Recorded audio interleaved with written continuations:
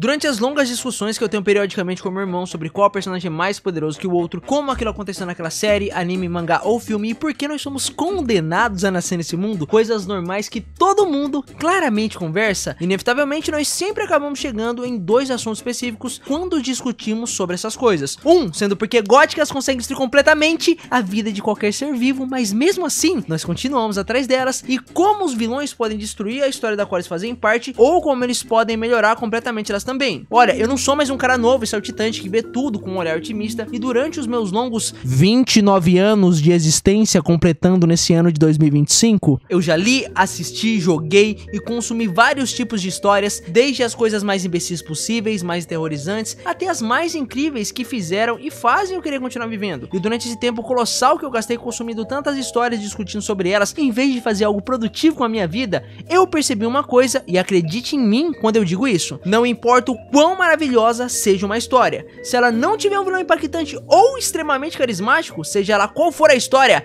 ela vai ser uma bosta. E dentre tantos vilões que já foram criados e se tornaram populares no mundo dos mangás, fazendo os fãs perderem a cabeça, desejar que eles apenas sofressem ou simplesmente desejassem fortemente por alguma razão que eu não entendo, que esses seres sem escrúpulos punissem eles fortemente, enquanto essas pessoas chamam eles de papai, certos vilões se tornaram tão populares no mundo dos animes e mangás que talvez eles tenham se tornado até maiores que as próprias histórias da qual eles fazem parte e que possibilitou os mesmos de existirem. E dentre esses vilões, existe um recente em específico que sempre que eu e meu irmão discutimos sobre ele, inevitavelmente uma pergunta simples surge envolvendo esse ser: de como ele consegue ser tão poderoso desse jeito e como esse poder descomunal que o Sukuna tem estragou Jujutsu Kaisen. Então, como eu poderia sintetizar em um texto o que faz o Sukuna ser tão poderoso, já que parece que nem o autor que responder essa pergunta em 271 capítulos? E ainda mais, como eu poderia explicar que esse poder descomunal dele não é bom pra nada quando se trata da narrativa da história da qual ele faz parte? Se nem o autor quis fazer isso, por que então eu faria? Eu sou um gênio da análise de personagens e histórias? Ou claramente eu gasto tempo demais montando um roteiro que ninguém se importa? Spoiler, eu não sou um gênio. Ao voltarmos do início de Jujutsu Kaisen e juntarmos as informações que o mangá nos conta sobre a figura de Ryomen Sukuna, podemos afirmar certas coisas que nos ajudarão a desvendar a origem de seus poderes e como essa figura afetou tanto a obra que fez parte. Sukuna originalmente não havia sido criado para ser o vilão principal de Jujutsu Kaisen, porque originalmente nem existiria um Jujutsu Kaisen. Gege foi convencido a continuar a história de Jujutsu Kaisen Zero, já que ele tinha se tornado muito popular no Japão. Então Sukuna foi criado para ser a grande ameaça de Jujutsu Kaisen. Sukuna inicialmente não era o grande vilão da história, muito menos ele era o vilão que estava por trás de toda a catástrofe que acontece durante a obra. Ele sempre foi uma grande ameaça, como mesmo é descrito, um desastre natural ou uma força da natureza, mas não um motivo de todo o mal que se dá durante a história. Geralmente o nome dos primeiros capítulos de um mangá shonen são o nome do protagonista da história, já que aquele capítulo está apresentando o personagem que acompanharemos e veremos através da sua perspectiva sobre como o mundo funciona, o que não acontece em Jujutsu Kaisen, porque o nome do primeiro capítulo é Ryomen Sukuna, e curiosamente também não somos colocados para acompanharmos a perspectiva dele sobre o mundo de Jujutsu, e até terminamos com várias dúvidas sobre o que Sukuna realmente é e como ele pensa. Porém, eu fiz um vídeo já explicando tudo isso, vai lá ver. Na verdade, foram 2 vídeos. Ele sozinho praticamente aniquilou e subjugou uma era inteira de guerreiros, o que o marcou para sempre na história como esse cara poderoso que era a maior ameaça que o mundo já viu, assim se tornando praticamente uma divindade viva quando ele estava vivo, coisa que ele nem queria, mas que foi considerado como pelos que temiam ele. Ninguém que já existiu no mundo de Jujutsu tem tanto poder quanto esse cara, que na história é chamado de energia amaldiçoada, o que basicamente é o Ki de Dragon Ball ou chakra de Naruto, mas em vez de vir da força vital ou de um fruto alienígena, esse poder vem dos sentimentos ruins dos seres humanos e da depressão. Olha só, talvez até eu tenha esse poder, não é? E que o Sukuna tem 4 braços, 2 bocas e 4 olhos, o que torna ele ainda mais poderoso e gostoso por algum motivo para muitas pessoas. Eu não consigo entender a mente do otaku. Mas mais importante ainda do que essas coisas, eu acho que são os 3 alicerces que permeiam Sukuna, que aí sim o tornam tornam esse ser que ele é e que nos fazem entender melhor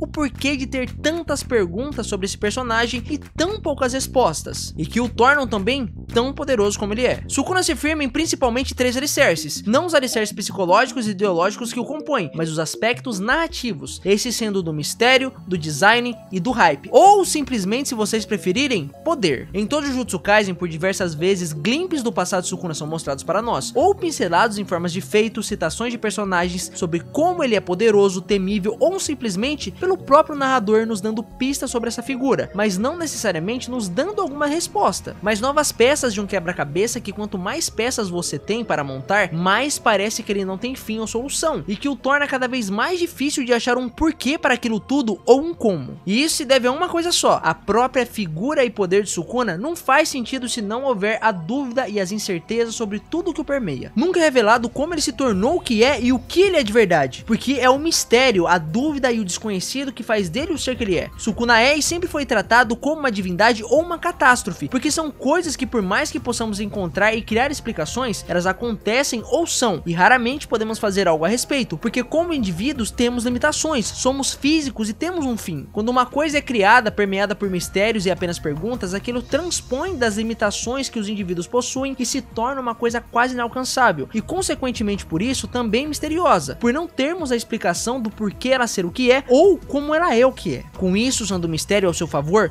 como uma figura de destruição e ameaça pelo próprio mistério, sua grandiosidade e poder perante os demais à sua volta, e que a veem e o engrandecem também. Afinal, tem uma coisa comum em todos os seres humanos, que é o medo do desconhecido, que pode gerar curiosidade e com isso respeito pelo que tememos também. Mas primeiramente é o temor do que não podemos explicar que faz esses outros sentimentos aflorarem. Sukuna se firmando nesse alicerce dá fundamento para o seu poder descomunal sem explicação e permite ele poder alcançar o nível que o autor tiver vontade, simplesmente porque o desconhecido o torna ainda mais interessante, e se houverem respostas depois sobre tal figura, a mesma começa a perder o poder da sua presença sobre o mundo e a sua validação sobre estar acima de todos. Outro alicerce é o design, que auxilia ainda mais a ideia do mistério, já que o mesmo é um ser único no mundo que ele pertence, sendo esse um ser humano que, por seu poder e por ser quem e o que é, transcendeu os limites do físico, o que de certa forma é usado no Kenjaku também, porém de outra maneira. Kenjaku se firma através da estranheza do desconhecido, já que ele é apenas um cérebro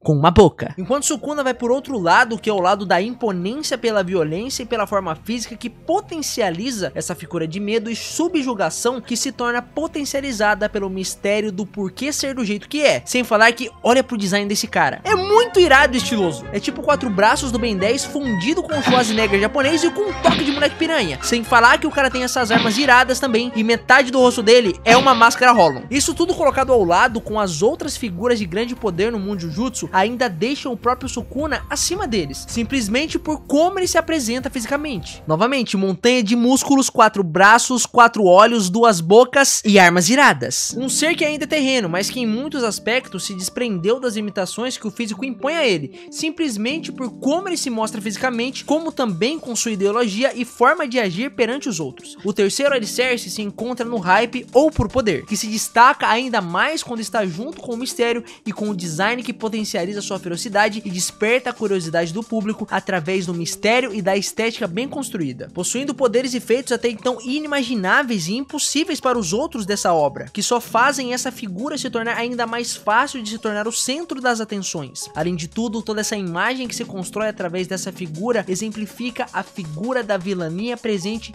em inúmeras outras histórias que possuem um carisma tão alto, que simplesmente sua presença no mundo que ele faz parte se torna cada vez mais indispensável, e sempre que ele se mostra, ele abre uma nova porta de curiosidade e exaltação por seus feitos, que até o momento que ele fez, nunca antes tinham acontecido em tamanha escala no mundo do qual ele pertence. Ou simplesmente sua presença perante os demais personagens, que é tão distoante das outras interações que houveram, faz essa figura de temor e maldade se tornar cada vez mais um personagem que queremos desvendar e ver mais do que ele é capaz e como ele pensa, por mais que a própria obra não nos entregue as respostas para as dúvidas que temos sobre ele. Porém, sua presença é uma coisa tão admirável elaborável e construída na ótica da vilania que os demais desafios de seres malignos começam a perder a graça perante a como tal ser foi construído, apresentado e desenvolvido para não só o temermos, mas admirarmos ele como a figura que ele é. A figura de vilania, terror, imponência absoluta, dúvidas e admiração. E isso em certa escala para a história é ótimo, porque faz com que ela se torne mais interessante e faz com que nós queiramos ver como tudo irá se desenrolar perante essa sombra de ameaça quase absoluta e indispensável. Mas também temos a parte ruim, que é que ao criarmos um ser com essas características sem limites e que se torna completamente indispensável para a nossa narrativa, tudo que não gira ao redor dele começa a perder cada vez mais a importância e se torna irrelevante. Por mais que essas coisas sejam as que façam a história se mover e que desde o início eram a verdadeira ameaça que estava por trás de tudo, como é o caso do próprio Kenjaku novamente. Afinal, é o Kenjaku que sempre foi o vilão principal de Jujutsu Kaisen. Tudo acontece por causa dele. Toda a trama se desenvolve pelos atos malignos dele, e Sukuna retorna apenas porque Kenjaku precisava dele como uma medida de segurança para cuidar do Gojo, que era a maior ameaça para os seus planos. Basicamente, o Sukuna foi uma bomba nuclear que ele precisava para vencer o Gojo. Porém, é esse o tipo de vilão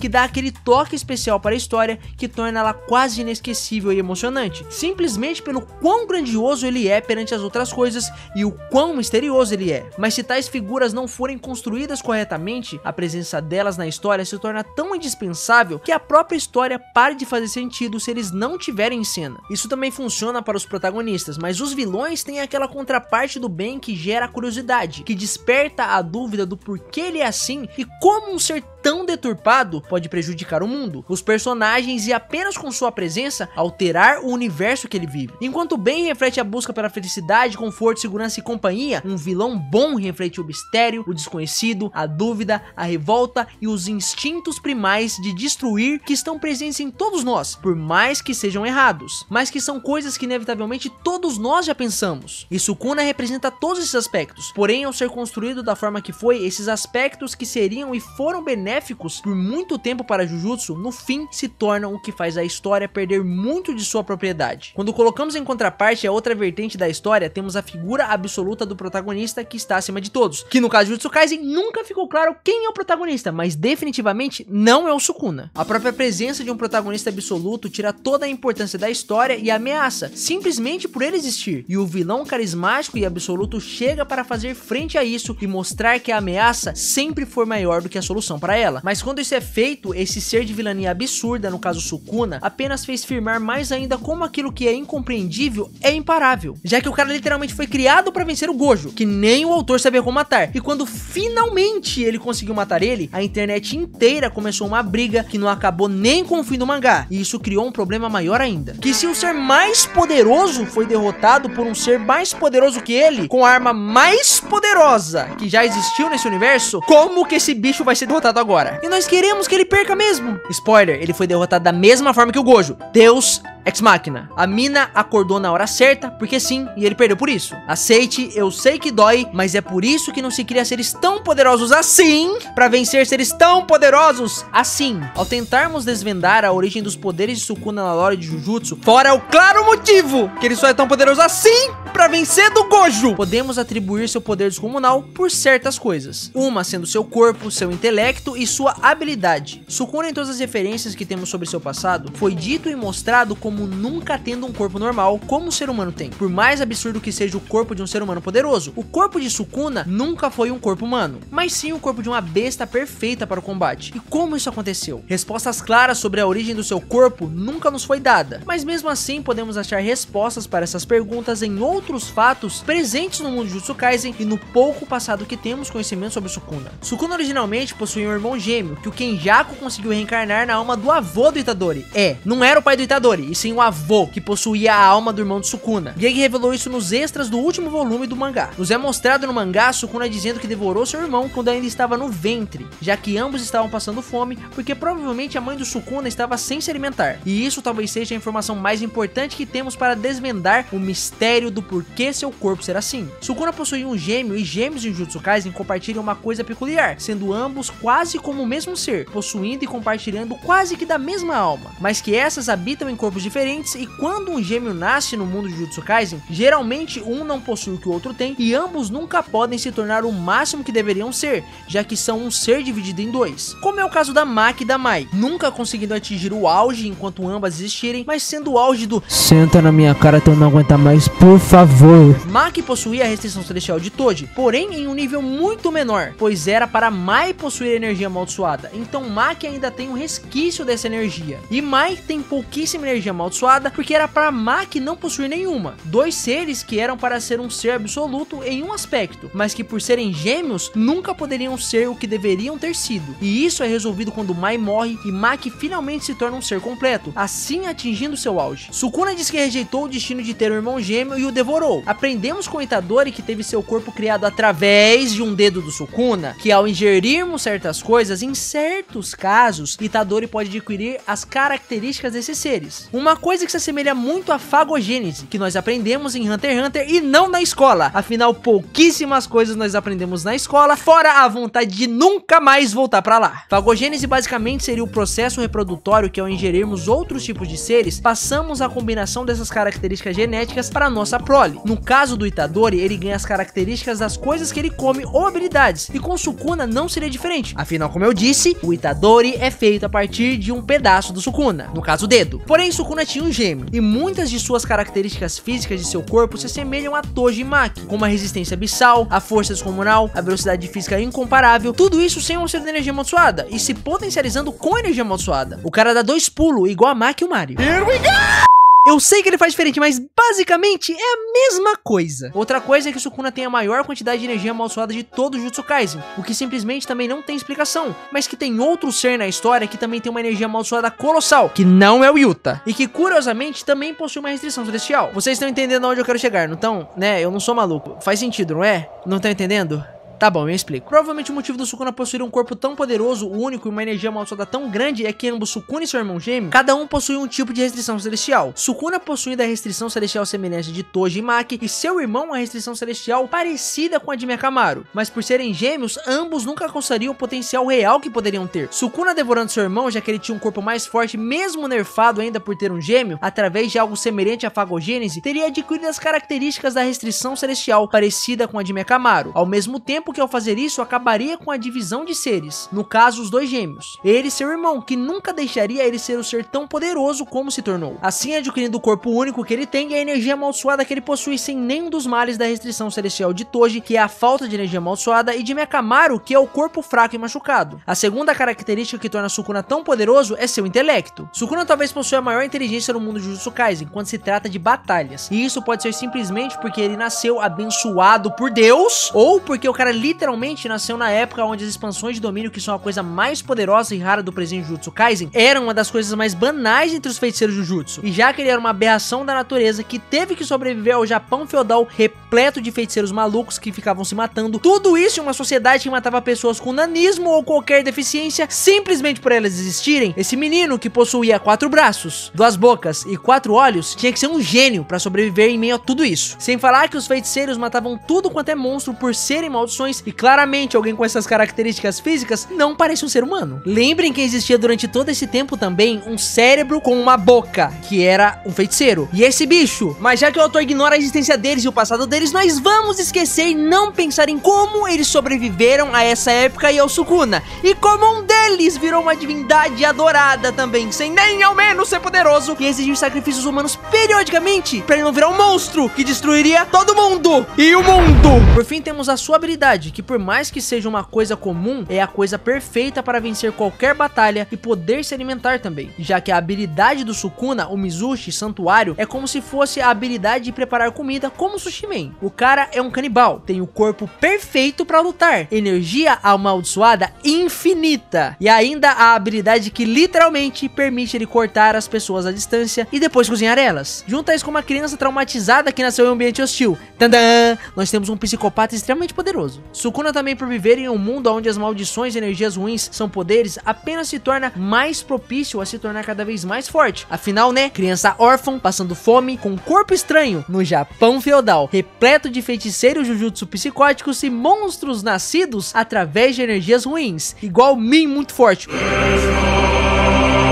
Durante a história, Sukuna também adquire o poder das 10 sombras, que nas mãos dele se transforma em uma técnica absoluta que apenas Satoru Gojo pode enfrentar e que nem mesmo ele pode vencer. Quando juntamos tudo isso em um universo onde apenas um personagem tem um poder semelhante a esse ser maligno e tal figura se torna o centro da história, mesmo não sendo o protagonista dela, a história perde seu significado e passa a ser não de como acabaremos com as maldições desse mundo para impedir que o mal acabe com tudo que conhecemos, para como nós vamos parar esse cara. E tudo que foi construído simplesmente é jogado pelo ralo, porque essa figura se torna tão absoluta e importante que o que era para ser um elemento que compõe a narrativa desse mundo se torna o porquê desse mundo existir, e sem ele a própria história perde o sentido, o que dá origem a um elemento das histórias que auxilia certos personagens que se chama Plot Armor. Na forma mais literal, o Plot Armor é uma ferramenta narrativa que é usada para certos personagens que impede qualquer mal definitivo acontecer com esses, porque eles são tão importantes ou se tornaram tão importantes para a história ou sua narrativa